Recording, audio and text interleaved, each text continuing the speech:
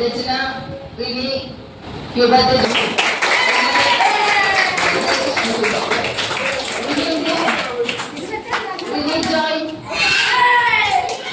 ഇന്ന് community helpers ആരൊക്കെ നമ്മളെ സഹായിക്കുന്നത്? ആരൊക്കെ നമ്മളെ സഹായിക്കാറുള്ളത്? ചേച്ചിമാരെല്ലാവരും പേരറിയാമോ?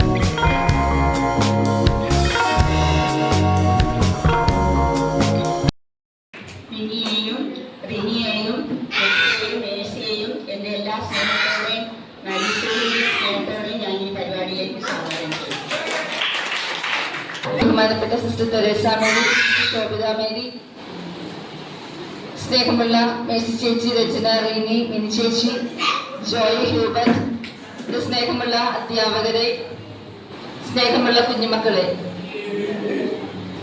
നമുക്ക് നമ്മുടെ സമൂഹത്തില് കമ്മ്യൂണിറ്റി ഹെൽപ്പേഴ്സ് ഡേ ആയിട്ട് നാം ആഘോഷിക്കുകയാണ്.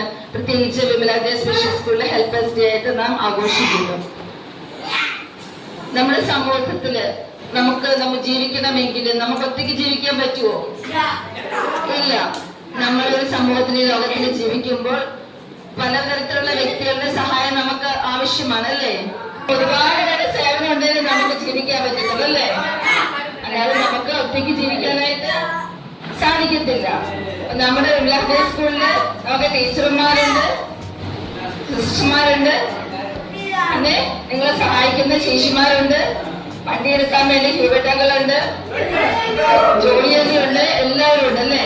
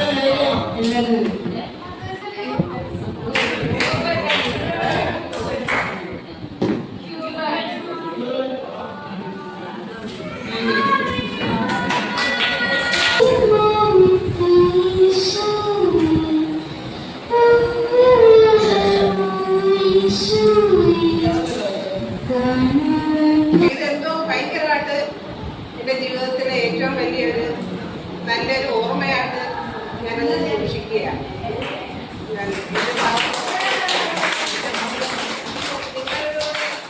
നിങ്ങൾക്ക് ചെയ്ത ചെറിയ ചെറിയ നല്ല നല്ല കാര്യങ്ങളിലൂടെ അത് പുസ്തകം തന്നപ്പോൾ അത് ഒത്തിരി വലിയ അനുഗ്രഹമായിട്ട് എൻ്റെ കുടുംബത്തിന് മാറട്ടെ ഞാൻ പ്രാർത്ഥിക്കുകയും ചെയ്യും.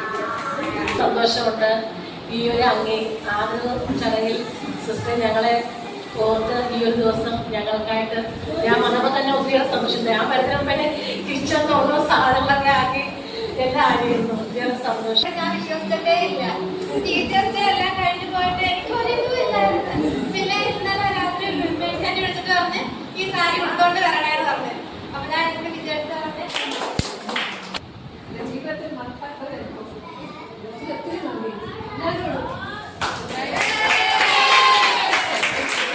വന്നിട്ട് 14 വർഷം പൂർത്തിയായ